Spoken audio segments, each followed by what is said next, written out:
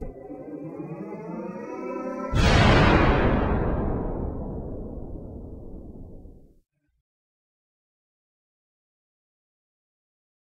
the Muslims begin to love this life so much that they become attached to it, that they cannot get out of it. And people, naturally, people are scared of dying.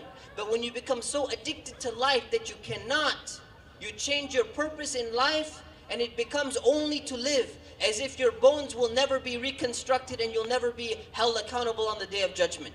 The purpose of life changes. It becomes limited. Whereas the purpose in life in Islam is something broad and vast. We know that this life is temporary. The Prophet ﷺ is telling us that when the Muslims fall prey to this type of scenario or to this type of disease, this is the result that's going to come out of it.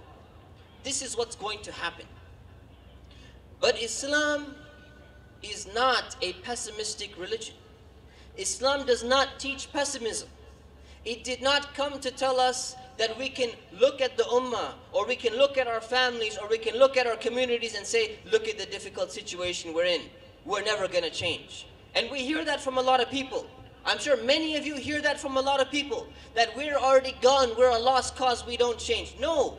Islam did not come with pessimism. It came with optimism, because the fact that Allah subhanahu wa ta'ala sent prophets and messengers to us means that mankind, the human being, is capable of reform. Allah would not have bothered sending messengers if we did not have the capability to change and reform ourselves. So that is exactly what we need to do. And we learn from this time, we learn that it requires a program of sacrifice. And that is exactly why we commemorate the sacrifices of Prophet Ibrahim alayhi salam. We learn that if we want to get out of the dilemma that we are in, we learn that if we want to benefit somehow, we need to make some sacrifices in our time, some sacrifices in our wealth, some sacrifices in all of those things that we may love. As they say in America, there's no pain, no gain. You cannot go to the gym and start working out a little bit, start exercising, start jogging a little bit without feeling some soreness. You cannot go and run a few laps without feeling being a little bit tired. You have to have some sacrifice. And that's the only way we're going to succeed as an ummah. That's the only way we're going to get out of this dilemma that we're going through, if and indeed this hadith is applying to us. So now imagine, what can we do as individual Muslims? What can we do as individual Muslims? What we can do, one suggestion, one recommended suggestion, is that imagine if every single Muslim here would take only 30 minutes out of their day and dedicate it for something for the sake of Allah. Something for Islam, something for Allah. Whatever it is, outside of the prayers that they're performing. 30 minutes. What is 30 minutes? 30 minutes is one TV show. It's probably better you stop watching anyway. It's probably not good for you. 30 minutes is 3.5 hours a week. That's 182 hours a year per person. Doesn't matter what it is. Imagine someone were to read the Quran. 30 minutes a day, just reading the Quran, understanding. People come to me lately after the Fort Hood incident, and we denounce it, and we disassociate ourselves from that type of insanity. But people are telling me that they're on the radio. There are people who are misquoting the Quran. They're misquoting verses of the Quran and saying bad things, that Islam is this, Islam is a violent religion, etc., etc. And I asked these people, I said, have you ever read those verses of the Quran? They say, no. Why not? Because you don't read the Quran. He said, because I don't read the Quran. So the talk show host, who's an Islamophobe, who's a bigot, who's trying to demonize Islam, actually ends up reading more Quran than some of the Muslims. How can this be? So how can we solve this? Dedicate 30 minutes to Allah each and every single day. Make the intention. Whatever you do, read Quran, come clean the masjid, call up the radio stations, tell them what Islam really is. Do something for the sake of Allah. Take that time out, whatever it is, make it for the sake of Allah. And whatever you do, do it properly. Whatever you're going to do it correctly. No half-baked jobs, no haphazard jobs. Because Islam has come as a religion which teaches us perfection and excellence. These are the days where we sacrifice an animal. The hadith which came about excellence is in the context of sacrificing an animal. The Prophet ﷺ said, "Inna Allah kataba al-ihsana ala kulli shay." The Prophet said in an authentic narration narrated by Imam Muslim, he said that Allah has prescribed excellence in every single thing you do. Allah has prescribed you to excel, make it as best as possible. And then what did he say? He gave one example. Think about this. Pay attention. He said, when you slaughter, when you kill, when you're killing the animal, when you slaughter the animal, do it in the best manner, by sharpening your blade, by putting the animal to ease, and doing all of these things. Why? Why didn't he mention the prayer? Why didn't he mention the Hajj? Why didn't he mention charity? Why didn't he mention any of these things? He could have mentioned anything. Giving any other example, he gave the example of slaughter. Why? You know, some Islamophobe extremists will come along and say, well, that's because Islam is a violent religion. You know, you're always talking about killing or something like that. No. Why? Think about it. Think very carefully. Is that if Islam can instill into the quality into people that right before the animal's about to get slaughtered, right before the animal's about to die, you still care about how it's going to die.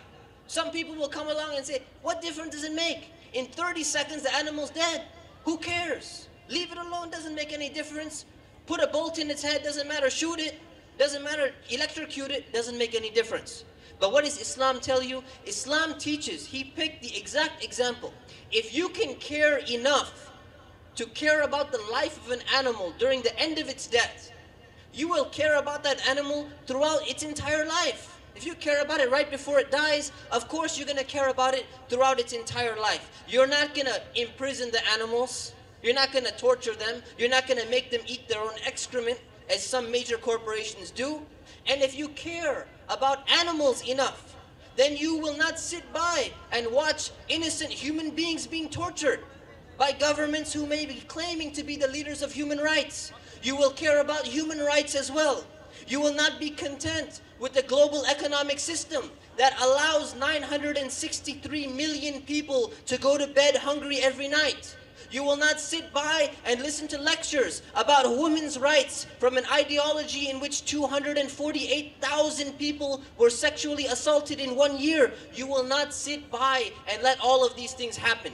If you can care at the end of the life of an animal, you will care about each and every single thing. You will care about every brother and sister. You will care about every human being that lives on the face of this planet, because they are all the children of Adam. They were all created by Allah subhanahu wa ta'ala. Let us develop this quality of excellence. Let us go beyond being culturally Muslim or ritualistically Muslim or seasonally Muslim. Let us go beyond that and become true Muslims and set aside 30 minutes a day. If you can't do 30, 15. If you can't do 15, 5. It'll still make a difference. Make the intention in your own heart. Whatever you can do, make that intention and be consistent. Be consistent and don't let it down.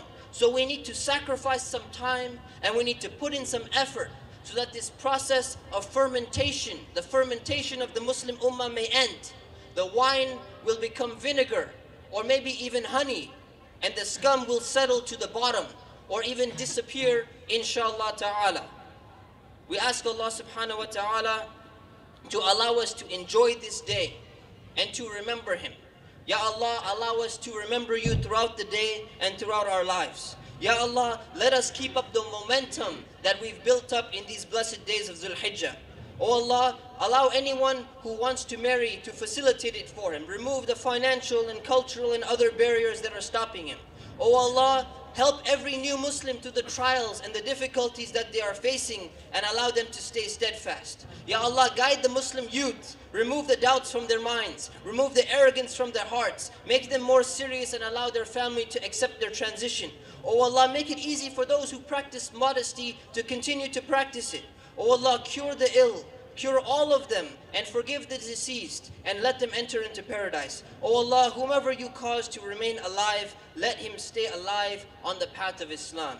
And whomever amongst us You cause to pass away, allow us to die on the state of al-Iman, in true belief in you. Oh Allah, help us and guide us at all times and in all things we do. وَسُبْحَانَ رَبِّكَ رَبِّ الْعِزَّةِ عَمَّا يَصِفُونَ وَسَلَامٌ عَلَى الْمُرْسَلِينَ وَالْحَمْدُ لِلَّهِ رَبِّ الْعَالَمِينَ. Wassalamu alaikum wa rahmatullah wa Eid Mubarak.